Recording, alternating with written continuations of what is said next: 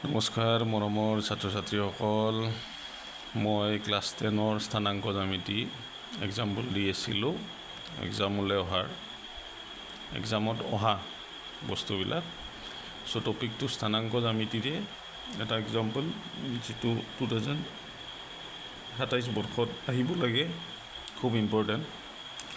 চ' এইটো এক্সাম্পলত আছে 5 - 6 আৰু -1 -4 বিন্দু দুটা সংযোগ কৰা ৰেখাখণ্ডক y অক্ষই কি অনুপাতত ছেদ কৰিছে উলিয়াব লাগে, আৰু ছেদবিন্দুৰ স্থানাংক উলিয়াব লাগে। চ' ইয়াত মই বুজাই দিওঁ একচুৱেলটো কি কৈছে। যে আমি যে বিভাজন সূত্ৰটো পাইছোঁ আমি AB, যিটো এৰ ভেলু 5 - 6 আমি হয়তো ধৰি ল'ব লাগিব, আৰু -1 -4 যিটো দুটা পইণ্ট আমাক দিয়া আছে, নহয় জানো। চ' লেট যদি কৰোঁ আমি এটো ধৰি লওঁ 5 - 6 আৰু বিটো ধৰি লওঁ -1 -4, তেনেহ'লে আমি দেখা পাম ইয়াত যে কিবা এটা পইণ্ট পাম ন, আমি পি বিন্দুৱে অন্তৰ্বিভক্ত কৰে, সমানে নহ'ব পাৰে, কিবা এটা অনুপাতত অন্তৰ্বিভক্ত কৰে। চ' ইয়াত সেই অন্তৰ্বিভক্ত কৰা বিন্দুটো দিয়া নাই, আমাক উলিয়াব দিছে, বাট এটা কণ্ডিশ্যন দিছে যে সেই বিন্দুটো y অক্ষত থাকিব। y অক্ষত যদি থাকে তেনেহ'লে কেনেকুৱা হ'ব? y অক্ষত থাকিলে আমি ক্লাছ 9তে পাই আহিছোঁ, y অক্ষত থাকিলে x কোঅৰ্ডিনেটটো 0 হ'ব আৰু y কোঅৰ্ডিনেটটো থাকিব, আৰু সেইকাৰণে মই এনে জাষ্ট y বুলি ধৰি লৈছোঁ। চ' ইয়াৰ অৰ্থটো কি? যে মেপত যদি গ্ৰাফত আমি চাব যাওঁ, তেনেহ'লে ইয়াত দেখুৱাই দিছোঁ দেই। যদি গ্ৰাফত মানে এনেকুৱা, এইডাল হৈছে x এক্সিছ, এইডাল হৈছে y এক্সিছ। চ' এনেকুৱা হ'ব নেকি বস্তুটো? ইয়াতে থাকিব নেকি পিটো, ইয়াতে AB, এনেকুৱাওতো হ'ব পাৰে যে এই পইণ্টটো y এক্সিছত আছে, মানে এই যিটো মই P পইণ্টটো কৈ আছোঁ।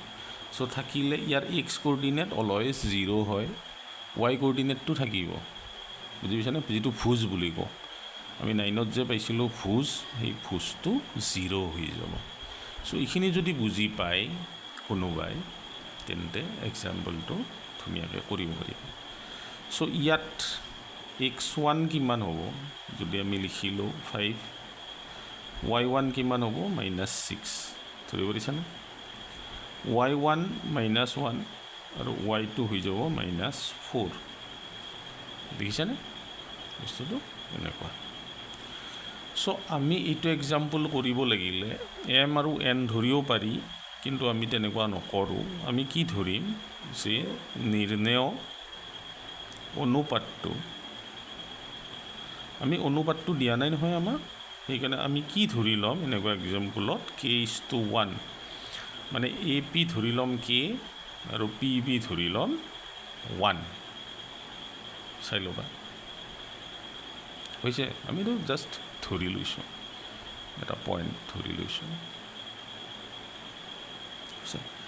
এতিয়া যদি মই ইয়াত বিভাজন সূত্ৰটো ব্যৱহাৰ কৰি দিওঁ, যে বিভাজন সূত্ৰমতে, ঠিক আছে, বিভাজন সূত্ৰমতে সেই বিন্দুটোৰ স্থানাংক কি হ'ব? সংযোগ কৰা ৰেখাখণ্ডক y অক্ষই কি অনুপাতত ছেদ কৰিছে, আৰু ছেদ বিন্দুটোৰ স্থানাংকটো কি হ'ব? যদি আমি উলিয়াব লগা হয়, আমি ইয়াত লিখিব পাৰোঁ ছেদ বিন্দুৰ স্থানাংক। এনেকুৱা নহ'ব জানো? সেই ছেদ বিন্দুৰ মানে P বিন্দুৰ স্থানাংক এনেকুৱা হ'ব, এইটো হ'ব। আৰু যিটো m1 m2 আমি ইয়াত k আৰু 1 অলৰেডি ধৰি লৈছোঁৱেই। চ' ইয়াত ফৰ্মুলাটো লিখি ল'লা। একচুৱেলি ফৰ্মুলা লিখি থাকিব নালাগেতো,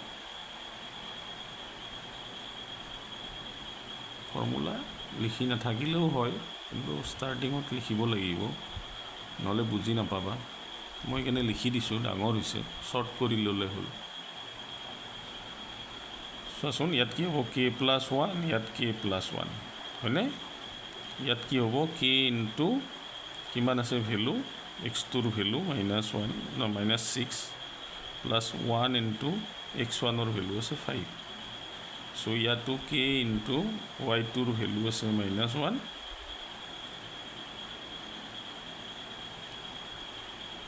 সৰি দেই এইটো ভুল হৈছে মোৰ x2 হ'ব লাগে চ' ইয়াত x2ৰ ভেলু কিমান হ'ব -1 x1ৰ ভেলু 5 মিলাই ল'বা এইটো x1 এইটো y1 এইটো x2 এইটো y2 চ' k ইনটু x2ৰ ভেলু -1 x1ৰ ভেলু 5 y1ৰ ভেলু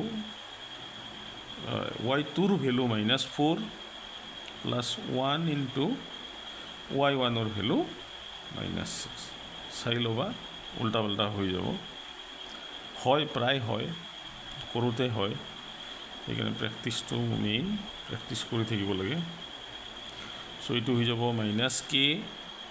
-k 1 যা k minus plus minus plus 5 1 যা 5 এইটো হ'ব 4k মাইনাছ 4k মাইনাছ আছে মাইনাছ চ' এইটো হৈ যাব -6 ধৰিব পাৰিছেনে চোৱা এইটো বিৰাট ইম্পৰ্টেণ্ট এইবাৰৰ কাৰণে চ' পজ কৰি ল'বা চাই ল'বা মোৰ এইটো ভুল হৈছিলে আৰু মই সেইকাৰণে নতুনকৈ ভিডিঅ'টো বনোৱাও নাই মই তাত ঠিক কৰি দিছোঁ মেথছ মানে ভুল হয় ভুল হৈ যায় এইটো একো ডাঙৰ কথা নহয় চ' ইয়াত x1 y1 ফাৰ্ষ্ট পইণ্ট আৰু x2 y2 look at this pause কৰি লৈ ক'লে কৰিলে বুজি পাবা চ' হৈ গ'ল এইটো আমি পাই গ'লোঁ কিন্তু ইয়াত ছেদবিন্দুৰ স্থানাংকটো বাৰু হ'ল ওলাই দিলোঁ কে ধৰি কিন্তু এতিয়া কথাটো হৈছে অনুপাতটো উলিয়াব লাগিব আৰু কেৰ ভেলুটো কিন্তু উলিয়াব লাগিব কেনেকৈ উলিয়াম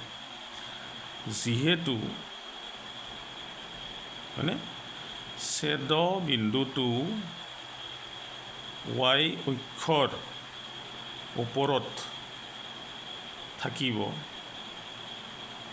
গতিকে ইয়াৰ ভুজ কিমান হ'ব 0 ভুজ 0 এতিয়া এই পইণ্টটোৰ ভুজ কোনটো এইটো নে এইটো ভুজ এইটো চ' এইটো ইকুৱেল কি লিখিব পাৰোঁ আমি 0 চ' আমি কেৰ ভেলু তেতিয়া পাই যাম so' therefore -k + 5 divided by k + 1 equal 0 so' implies k + 1টো গোটাগুটিকৈ সিপিনে গুচি গ'লে 0 হৈ যাব ওপৰৰটো লিখি ইপিনে ইকুৱেল 0 কৰিলোঁ চ' ইকুৱেল -k ইকুৱেল 5টো ইপিনে গ'লে -5 মাইনাছ কাটি দিলোঁ কেৰ ৰিজাল্ট আমি কিমান পালোঁ চাই লোৱা 5 চ' কেৰ ৰিজাল্ট 5 চ' দেয়াৰ ফ'ৰ উলিয়াব লগা বা নিৰ্ণয় উলিয়াব লগা অনুপাতটো আমি পাই গ'লোঁ আমি ৰিজাল্ট পালোঁৱেই কি পালোঁ k:1 ধৰিছিলোঁ আমি এইটো ধৰিবলৈ পাৰোঁ 5:1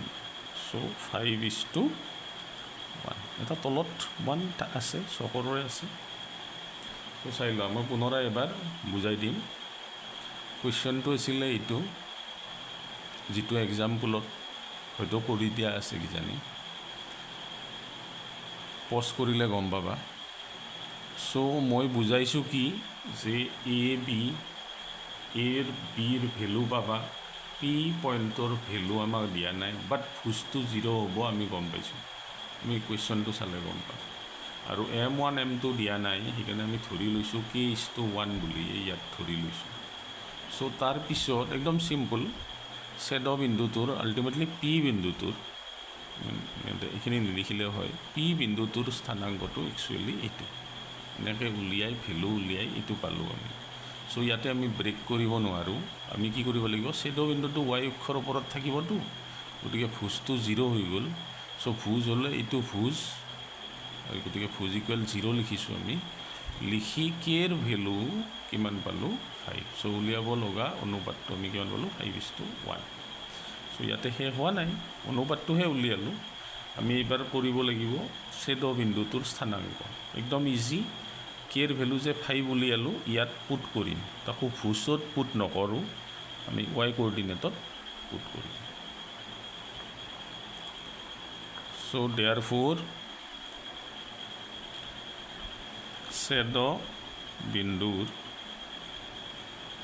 স্থানাংক মোৰ আখৰ ইমান ঠিক হোৱা নাই অলপ স্পীডত দিব লগা হৈছে স্পীডত নিদিলে বহুত লম্বা হৈ যায় ভিডিঅ'বিলাক চ' একচুৱেলি এইটো আছিলে ইয়াত আমি পুনৰাই কিয় কৰিব লাগে আমি ছেদবিন্দুৰ স্থানাংকৰ আমি বিভাজন সূত্ৰ ইউজ নকৰোঁ অলৰেডি কৰিছোঁ নহয় তথাপিও মই এবাৰ লিখি দিছোঁ ৰিজাল্টটো কি পাইছিলোঁ কে ধৰি এনেকুৱা আমি পাইছিলোঁ -4k - এনেকুৱা পাইছিলোঁ চ' এইটো আমি নিলিখিলেও হয় আমি এতিয়া ভোজটো কি লিখিব পাৰোঁ ডাইৰেক্ট 0 আৰু ইয়াত আমি কি পুট কৰিম 5 পুট কৰিব পাৰোঁ কাৰণ আমি কেৰ ভেলু পাইছোঁ 5 চ' ইকুৱেল 0 to 0 হৈ থাকিল এইটো হৈ যাব -20 -6 আৰু তলত হৈ যাব 6 নহয় জানো চ' 0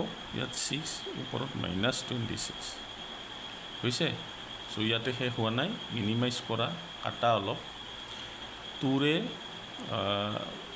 3 বাৰ যাব আৰু 2ৰে 13 বাৰ যাব এইটো চবেই জানে চ' দ্য লাষ্ট এনচাৰ ইজ 0 ওপৰত -13 তলত 3 চ' লুক এট দিছ এইটো এটা এনচাৰ আৰু এইটো এটা এনচাৰ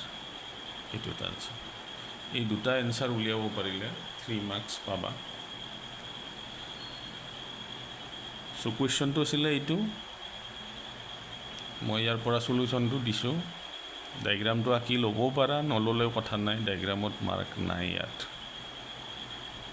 জাষ্ট বুজাৰ কাৰণে বিভাজন সূত্ৰ ইউজ কৰিছোঁ কেছটো 1 ধৰিছোঁ বিভাজন সূত্ৰ ইউজ কৰিছোঁ তাৰপাছত যদি ছেদবিন্দুটো y অক্ষৰ ওপৰত থাকিয়ে x কোঅৰ্ডিনেট 0 হয় যদি x অক্ষৰ ওপৰত থাকে y কোঅৰ্ডিনেট 0 হয় অল্টাৰনেটিভ চ' তাৰপিছত ইয়াৰে ভোজ 0 হৈ গ'ল চ' আমি এনেকৈ কেৰ ভেলুটো পাই গ'লোঁ আৰু কেৰ ৰিজাল্টটো আমি ইয়াত পুট কৰিলোঁ ইয়াত গম পাব লাগিব ভোজ 0 নে y কোঅৰ্ডিনেট 0 হয় যিটো কুৱেশ্যনত দিয়াই থাকিব চ' আমি ইয়াত পুনৰাই এইখিনি কৰিছোঁ ছেদবিন্দুৰ স্থানাংক হুবহু সেইটো ইয়াত লিখিছোঁ লিখি ইয়াত ভোজ 0 কৰিলোঁ ইয়াত কেৰ ভেলু 5 বহুৱাই কাটাকাটি কৰি লাষ্ট ৰিজাল্ট আমি পাই গ'লোঁ চ' ভিডিঅ'টো ভাল লাগিলে লাইক কৰিবা শ্বেয়াৰ কৰিবা কমেণ্টছত জনাবা এনেকুৱা মই এক্সাম্পল দি থাকিম চ' ঠিক আছে